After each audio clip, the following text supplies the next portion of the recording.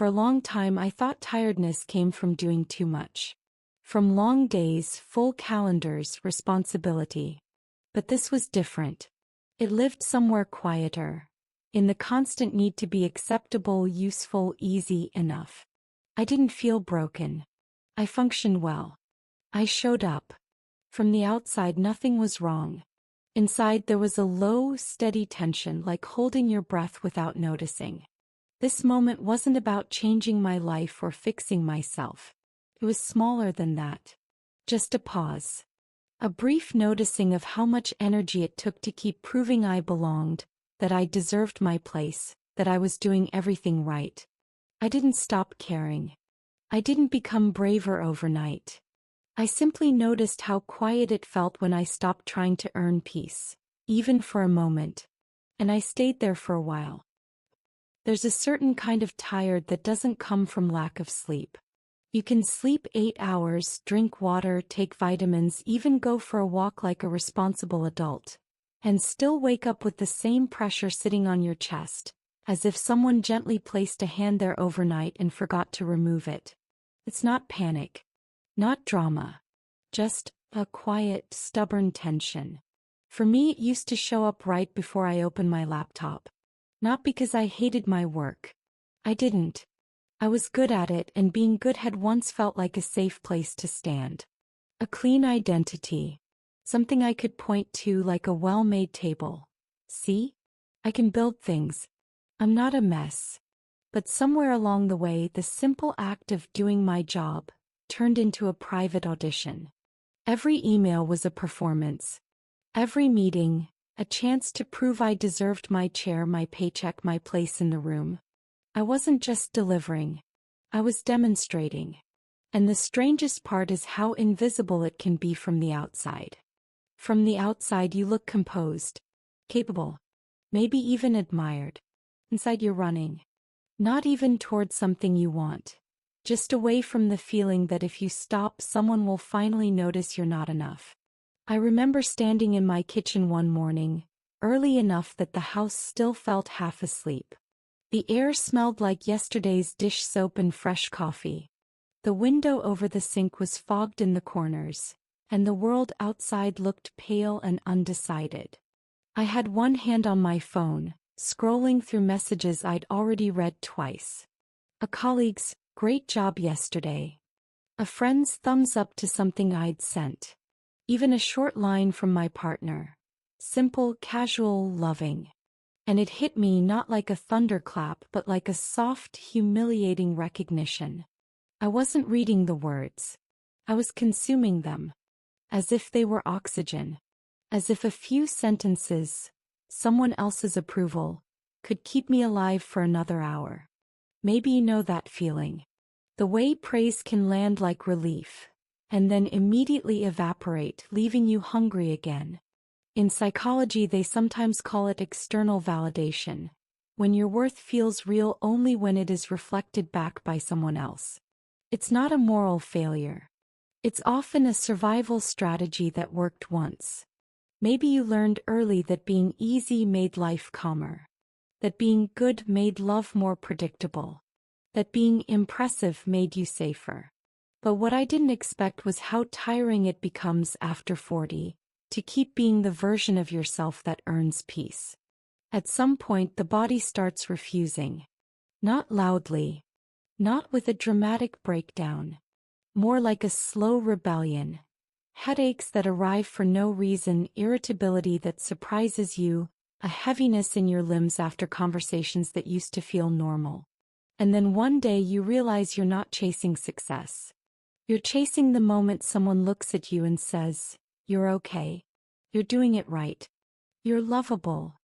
And you're chasing it like it might finally be enough. That morning in the kitchen I stared at my phone and felt the tension in my shoulders. Tight, familiar, almost comforting in its predictability. My mind started listing all the things I should do that day to stay safe in other people's eyes.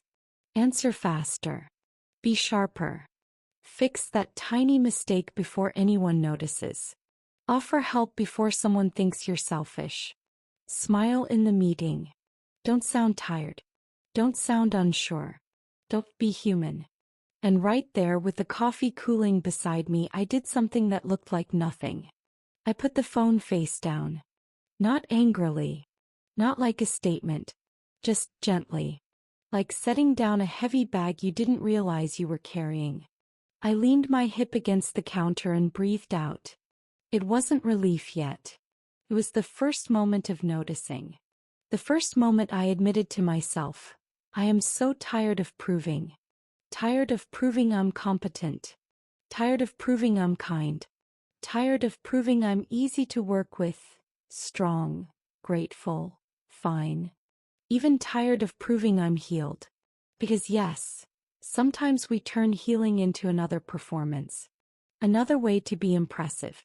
Another way to earn belonging. And I wish I could tell you that the next thing I did was brave and cinematic. That I quit something or confronted someone or made a big speech about boundaries. But that's not what happened. What happened was smaller. What happened was a pause. And that pause, quiet, almost unnoticeable, changed me more than any revolution ever could. The strange thing about proving yourself is that it rarely looks dramatic. It looks like competence.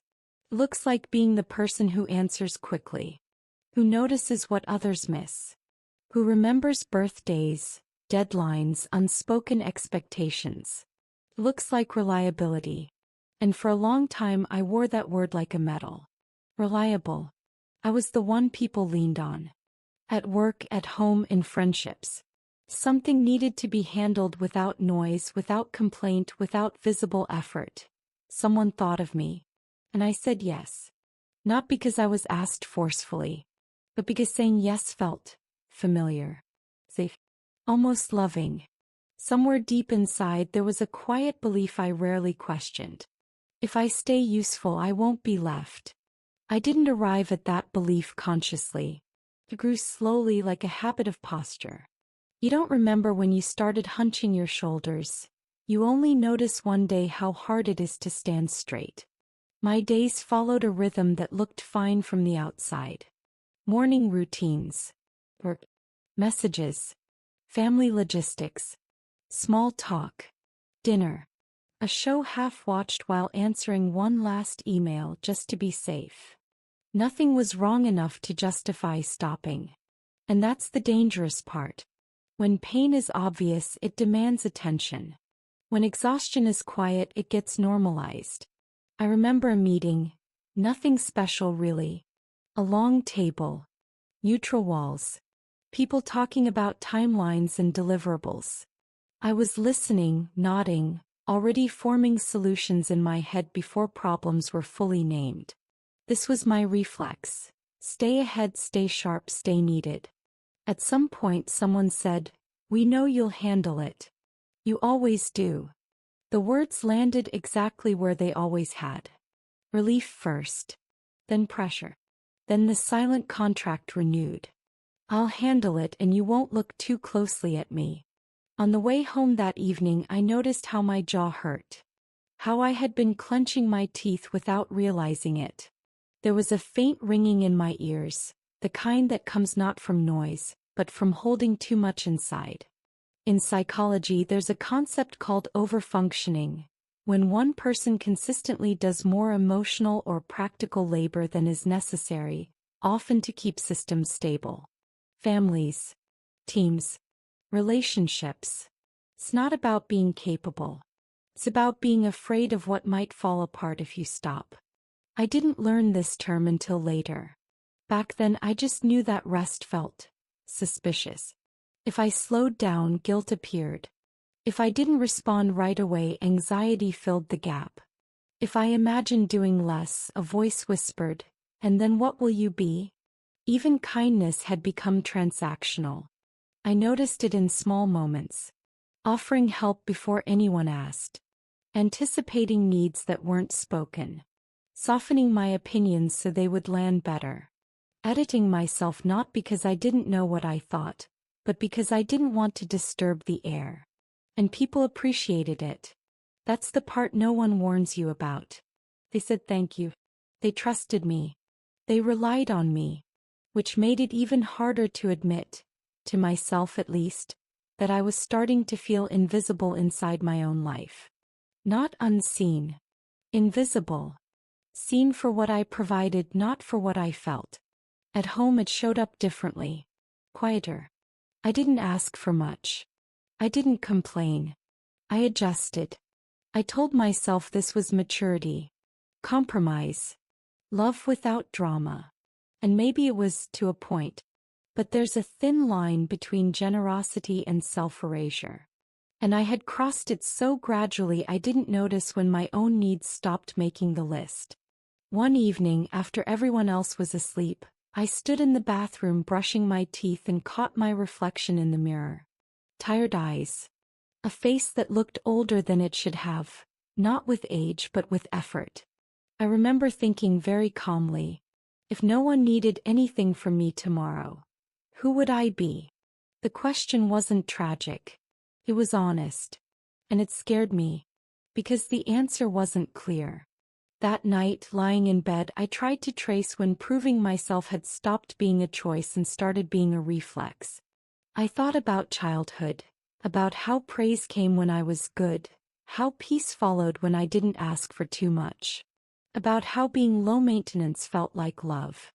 I thought about all the rooms I'd entered already prepared to earn my place in them. And for the first time another thought appeared, not loud, not rebellious, just steady. What if I didn't stop everything, but simply stopped explaining myself? No announcement. No confrontation. No reinvention. Just less effort in places where effort was no longer love. The idea felt unfamiliar. Almost irresponsible. And yet, somewhere beneath the tension I sensed the beginning of something else. Not courage yet. But curiosity. What would happen if I didn't prove I was enough? What would happen if I let that question stay unanswered? That was the moment when the pressure began to shift. Not disappear. Just loosen. The moment I stopped proving myself didn't arrive with fireworks. There was no argument. No breaking point where someone crossed a line so clearly that I had no choice but to defend myself. No door slammed. No tears that surprised anyone. It happened on an ordinary afternoon. A request came in, polite, reasonable, familiar. The kind of thing I had done dozens of times before without even registering it as a choice. My fingers hovered over the keyboard, already forming the usual response. Yes, of course. I'll take care of it. No problem. I felt the reflex rise in my body before the thought fully formed. A tightening in my chest. A slight forward lean as if my whole system was preparing to step in and carry the weight. And then something interrupted it. Not anger. Fatigue. A deep, untheatrical tiredness that felt older than the moment itself. I realized that if I said yes, not because I wanted to but because I didn't want to disappoint, I would be lying. Not to them. To myself. That recognition landed quietly, but it was sharp. In psychology, there's a simple but uncomfortable distinction. The difference between capacity and consent. Just because you can do something doesn't mean you've agreed to it from a place of choice. For years I had confused the two. I had taken my ability as obligation. My strength as availability. That afternoon I did something radical in its smallness. I wrote, I won't be able to take this on. No explanation. No apology. No compensating offer wrapped around it. I read the sentence several times before sending it, half expecting my body to revolt. My heart did beat faster. My stomach tightened. The old fear surfaced immediately. This is where something breaks. But nothing did. The message was sent. The world stayed intact. The relationship didn't collapse. The room didn't grow cold. What did happen was internal. I felt exposed. As if I had stepped outside without armor. There was a moment, brief but intense, where I wanted to run back and add something reassuring. A smiley face. A reason. A promise to make it up later. That urge was familiar. It had kept me safe for decades. And for the first time I didn't follow it. I sat there and let the discomfort exist without fixing it. This was the crisis, though it didn't look like one from the outside. Because when you stop proving yourself, the first thing you face isn't freedom. It's withdrawal. The absence of that constant exchange, effort for approval, performance for peace, creates a strange emptiness. A silence where validation used to be. I noticed it everywhere over the following days. When I spoke less in meetings and waited to be asked. When I didn't smooth over a tense moment at home. When I let someone else misunderstand me just a little without rushing to clarify. Each time my body reacted as if something dangerous was happening. There was anxiety. A hum of unease. The sense that I was doing something wrong even when nothing objectively was. That's when I understood something important. My nervous system had learned to equate being needed with being safe. No one had taught me how to feel secure without earning it. And so the crisis wasn't about other people resisting my change. It was about me tolerating the unfamiliar feeling of not being constantly useful. One evening I caught myself waiting for feedback that never came. No praise. No correction. Just neutrality. And instead of relief, I felt strangely unanchored. Who am I when no one is reacting to me? That question echoed louder than I expected. But beneath it, another one began to form, quieter, steadier. Who am I when I'm not trying to be anything? That was the edge of it. Not a breakdown. A threshold. Standing there, uncomfortable and awake, I realized that the life I had built on proving myself had worked. It had given me structure, belonging, a sense of worth. And it had cost me something too. My rest. My honesty. My right to be enough without evidence. I didn't feel peaceful yet. But I felt present. And that presence, raw, unpolished, a little shaky, was the first thing that felt like it was actually mine. Calm didn't arrive as a feeling. That surprised me. I had imagined that once I stopped proving myself I would feel lighter. Relieved. Maybe even happy in a clean, cinematic way. Instead, what came first was something much more modest. Space. It showed up in pauses where I used to rush. In conversations where I no longer filled every silence. In evenings that felt strangely long because I wasn't trying to justify my rest to anyone. Not even to myself. At first the space felt awkward. Like sitting too close to a stranger on a bench and suddenly realizing there's room to move away. But slowly something softened. I noticed that when I stopped explaining myself, I could actually hear my own reactions. Not the polished ones. The honest ones. A quiet no that didn't need drama. A hesitant yes that came from interest, not fear. Even a simple I don't know yet, which had once felt like a personal failure. In psychology, there's an idea that identity stabilizes not through constant affirmation, but through consistency with oneself. When your actions line up with your internal signals, the nervous system begins to settle. It doesn't need applause. It needs coherence. I felt that settling in my body before I could name it in words. My shoulders dropped a little. My breathing slowed. Mornings became less tight. Not easier. Just less performative. One evening, I realized I hadn't checked my phone in over an hour. Not because I was busy, but because I simply wasn't waiting for anything from it. No confirmation. No reassurance. No proof that I was doing life correctly. That felt new. And quietly radical.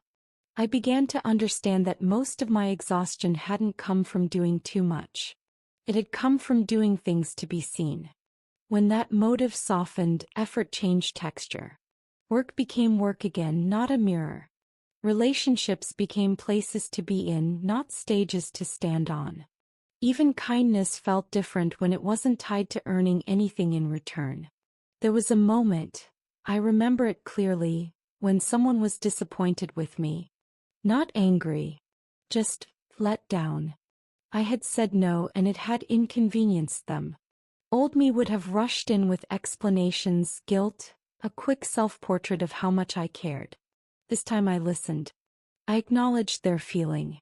And I didn't erase myself to make it go away. The disappointment passed. So did my urge to disappear. That was when the key realization finally landed. Not as a thought but as a truth I could feel. I don't need to be better to be enough. Not more patient. Not more efficient. Not more agreeable. Not more impressive. Enough is not the reward for effort. Enough is the starting point. I saw how often I had postponed my own worth. How I had treated it like something conditional, available only after meeting invisible criteria. And how cruel that contract had been, especially because I was the one enforcing it. Calm, it turns out, is not excitement. It's the absence of self-surveillance. It's the moment you stop watching yourself from the outside and finally return inside your own skin. Life didn't become quieter in volume. It became quieter in pressure. I still show up. I still care. I still try. But I no longer live as if my value is under review. And that shift, subtle, internal, almost invisible, is what changed everything. There is a quiet kind of freedom that doesn't announce itself. Doesn't feel like winning.